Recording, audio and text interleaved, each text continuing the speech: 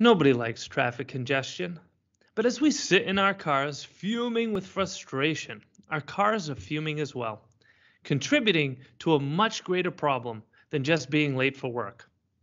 According to one study done by Harvard School of Public Health, air pollution from traffic congestion in 83 of the nation's largest urban areas contributes to more than 2,200 premature deaths every year.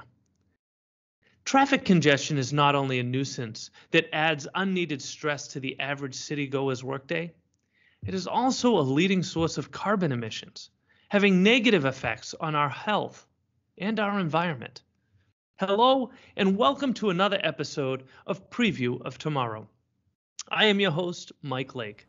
In today's preview, we will hear from Alexander Esposito on how his company, Circuit, is providing a cleaner, cheaper, and even more fun way of getting around our cities. Innovation, resiliency, discovery. Join Mike Lake, President and CEO of Leading Cities, as we explore the technologies shaping the possibilities of our future with a preview of tomorrow. Hello and welcome, Alex. Thank you so much for joining us today. And another welcome to all of our listeners. I'd like to introduce you all to Alex Esposito, the co-founder and CEO of Circuit, a progressive startup that is reimagining public transportation in cities. Now, to start us off, Alex, take us back a bit. Take us back to what got you interested in this issue of transportation and the challenge that congestion it creates within cities, and how we can evolve it to be more equitable and sustainable. Sure. Well, what got us initially interested was a hometown parking problem. And the issue was parking at a beach. And there was an overcrowded parking lot, but at the same time, about 1.2 miles away, there was an underutilized lot.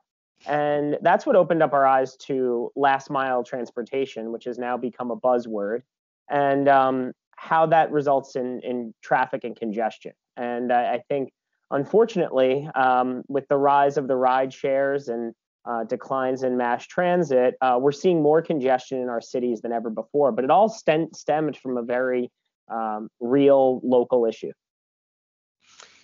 So as so many of these issues really do, so tell us a little bit about what is the challenge facing cities? Like, I think all of us, in our day-to-day experience within a city, know the pains and the trials and tribulations of trying to get across the city, trying to get to work on time, trying to get home, whatever it may be. It's not always easy. But put this into context for us. Sure. So, traffic's something we're all familiar with. And what's amazing to me is about a third of all vehicle trips in the US are 2 miles or less. So you have this sort of perfect storm of problems where congestion's a problem in itself, but it creates other problems. There's the impact on the environment, impact on productivity, the economy. At the end of the day, the answer is pretty simple. We just need less single occupancy vehicles on the road. And so there's been some great technologies that have come about from services like Lyft and Uber that have gotten people to drive less. But some of the on-demand features of these services, when you're not pooling riders, have actually created more traffic in a lot of cities. And they've also pulled people away from mass transit options. So I'll be the first to say that the best way to move 1,000 people from point A to point B is a train. But trains don't work in all locations. And so there's in all use cases. And oftentimes trains and buses aren't the best way to move around short distances. So a lot of what we focus on is cutting that last mile and making it easier for people so they can connect to the train, so they can connect to the bus, and ultimately so they can get out of their own single occupancy car. And that's really what it comes down to, isn't it? It's a matter of convenience. We just want to get from point A to point B in the simplest way, the most convenient way. And public transportation, for some of us, it meets that. But in many instances, it has its downsides, and it makes it less convenient or too inconvenient. Yeah, I think that's a great point. And I think there's a lot of benefits to on-demand type services, but they need to be done thoughtfully. And if you're getting a private car to come and pick you up to go a mile down the street, or using it instead of getting on a train or bus, that's where you're adding a lot more vehicles to the road and ultimately creating more traffic, more pollution, more problems, and less productivity. So tell us now, how is Circuit resolving this challenge that, as you said, we are all familiar with, too familiar with? Yeah. So Circuit is, I like to say we're combining the user experience that people like about some of the rideshare services with the quality control, job creation, and sustainability benefits that cities often look for in their own programs. So what we do is we're a last mile shuttle service. And so what that means is that we work with cities and some private developers to offer short range shuttle solutions. We use fleets of 100% electric cars. We use teams of W-2 paid hourly drivers, so we're creating local jobs. And we use an on-demand app within a geo-fenced coverage area. So Circuit's not going to take you from the city to the airport, but it will take you from where you are to the train station so you can get to the airport without having to drive. And so we're hyper-focused on those short distances.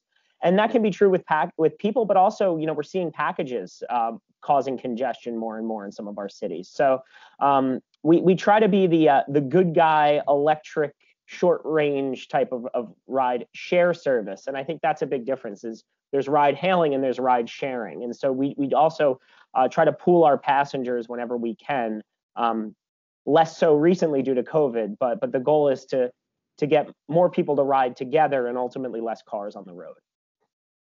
And so what does it take to get Circuit in my city or any city for that matter?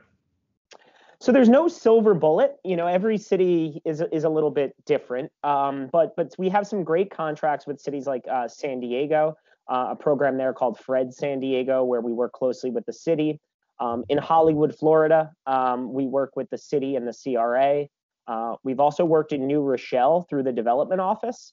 So typically, it's working with the city, but that's a broad term. That can mean a development office, that can mean a parking department that has parking issues. And so, if you want to learn more or you have suggestions, our website is available. And, we love to really roll up our sleeves and work closely with our partners to create and deploy effective long-term programs that meet the needs of that community versus just a catch-all solution. Because if it works somewhere, it doesn't necessarily mean it's going to work in the next city.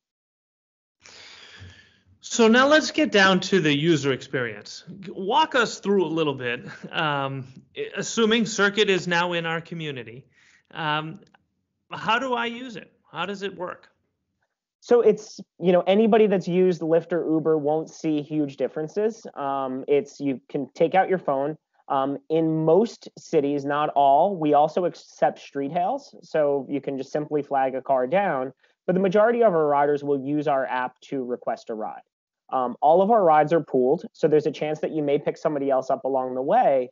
But the average ride is normally about 1.1 miles. So you never really feel like you're going too far out of the way. You pull open the app, and if your pickup and your drop-off zone is within our predefined coverage area, you can get a ride, and it's completely free. We are able to fund the service through our partnerships with cities, private development partners, and also advertising partners. That's amazing. So you're not only solving this problem, as we've talked about, that everybody faces about trying to get from point A to point B easily within a city, that first mile, last mile, whatever it is, but you're also adding jobs, W-2, full-time, part-time, whatever jobs, but reliable jobs. You're strengthening the local economy. You're an all-electric fleet, so you're reducing carbon emissions and saving the planet. Alex, is there anything you're not doing? We could be doing all of this in more cities, and we are looking at some similar versions of the app. So some would be, we just recently added a smart spot approach where some of our city partners have said, well, we'd like to predefine some of the pickup and drop off areas. So it's not fully on demand. You might have to walk a block or so. So that feature is now available that we're looking forward to deploy with one of our partners. We also have the option to implement a fare. So we've historically been free, but obviously some cities would like to reduce some of the budget needed for a program like this. So that's a situation where we can implement a small fare for the rider as well. So lots of exciting developments on the horizon, but working closely with cities like the one we have is really our goal, and to not compete with a lot of the other rideshare companies, but specifically focus on those more congested downtown areas, the transit deserts, which is normally that distance that's a little too far to walk to the train. And we want to complement the mass transit that's already there and get people back on the train more so than we want to compete with it. You know, I read a study some years ago looking at transit-oriented development, which in theory sounds so good. And of course, I think all of us support the concept. The study looked at the reality of it. And what they found was new developments around transit nodes attracted a higher income group of people, you know, because it was new buildings and nice restaurants and whatnot. And unfortunately, most of those families that then occupied these new developments had vehicles and weren't using the transit options that were available to them, and simultaneously forced others further away from the transit that they need when they might not be able to access a private vehicle. I love what you've talked about in terms of leveraging the partnerships you have to provide access to transportation to communities and individuals, families that just don't otherwise have access to it. And you talk about the transit deserts. I mean, these are real. Even in a city where you think, wait a minute, we have too many cars. How can there possibly be a transportation desert? The reality is, for not everybody, those vehicles aren't working for everybody. They're not there for everybody. So whether it's that short distance to pick up a child after school, or to an office, or to a doctor's appointment, or whatever it may be, groceries even, right? I mean, those simple things. These can be hard burdens, real burdens for people who don't have access to that transportation. So the idea of having a more reliable, equitable, environmentally friendly system is, to me, sounds like, you know, the triple crown of transportation.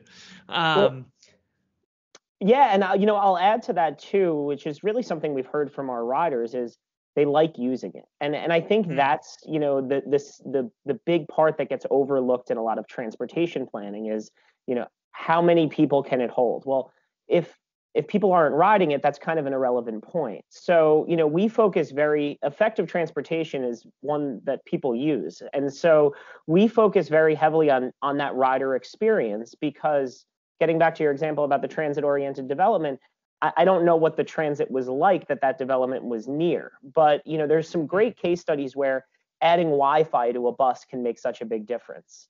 And so what we have tried to do is make a simple and easy solution for that last mile that people actually want to use, because they enjoy hopping in, they enjoy speaking with the local driver. And I think in a way we've learned a lot from the scooter companies. You know, I know that's been a polarizing topic for some, but something we can all agree on is they're kind of fun and kind of cool. So that was enough to get people to try them out. And so how they're managed, that's a different story. But I think they showed us and proved that if something's new and different and cool, then the curiosity gets there. And if it's enjoyable to ride, people will keep riding. So last question for you. Take us down the road, 10, 20, 30 years. Circuit is everywhere, in every city, every town. What paint the picture. What does that mean for people living in that community? Well, you know, there's an acronym that people use, CARES. The future of mobility is connected, autonomous. I'm missing one of them. Electric, shared, and I'm forgetting the R, but I'll have to reliable. I think that's it. Yeah. But we think the autonomous is coming. I think the costs are going to take a little bit of time before they start to make sense. But the way we look at it is single occupancy vehicles shouldn't be in cities. So I picture a future where people park on the outside of a city and there's shared electric modes to get around. People take a train into or out of a city and there's shared electric modes to get around. And so, we realize that we're not going to change all of transportation, but if we can focus on the city side of that, where there's too many cars in too small of a congested area, I think that's where we'll fit in. And, just thinking about, say, Manhattan, there's a lot of people that drive right across town or in Manhattan. And, that's a situation where shared electric modes could really reduce the number of vehicles. And parking would be cheaper too, because they could park outside of the city and use shared transportation to get around it. And so I think we're slowly getting there, and I'm excited, for all that's to come. So for all our listeners who are interested in maybe driving or certainly downloading the app and calling their next ride on circuit, or for cities, frankly, who might want to bring a more equitable transportation solution to their community, how do they learn more and get in touch with you? So we're available at www.ridecircuit.com, and you can ask for more information about or nominate your city. And we'll reach out to them. It's always helpful if there are, any contacts at those cities that we can speak with. If you're a rider and you're looking for a ride, you can download our app. Just search Ride Circuit on either the App Store or the Google Play Store. Or shoot us an email at info@ridecircuit.com. And I did remember the acronym. It's CASE, Connected, Autonomous, Shared, and Electric. And we're missing the A part right now, but I think it'll be here soon. Got it. And I just want to say, an extra emphasis on that nominating of a city, because working with cities, I do know that city leaders really weigh the input from members of their community when it comes to trying something new and something innovative. So I can't stress enough, anyone listening, please go, if you want to bring Circuit to your community, please go online, nominate your city. The more voices that speak up, the more likely it is to happen. So, Alex, with that, I'm so excited to watch your success. I can't thank you enough for developing this solution, being so innovative on something we frankly take for granted, and to bringing this opportunity to cities around the world. And thank you. And, I've really enjoyed working with the organization, and the Excella City program was incredible, and love all that you do. A big fan of the show. So thanks for having me on. And thank you for tuning in to this episode of Preview of Tomorrow. Listeners like you are essential to advancing our efforts to drive resiliency and sustainability for all. I ask that you give us a rating on Apple Podcasts or whichever streaming platform you prefer. Your feedback helps us to grow and share these brief previews of what life in the future can be. In addition to thanking our guest today, I want to thank Peter Roy and Demetria Bridges for making this podcast possible. If you enjoyed this episode, please subscribe and encourage others to also join us each week in previewing the possibilities of tomorrow. Preview of Tomorrow is brought to you by Leading Cities, a global nonprofit driving resilience and sustainability for all by unleashing the potential of the world's cities. Join them at leadingcities.org.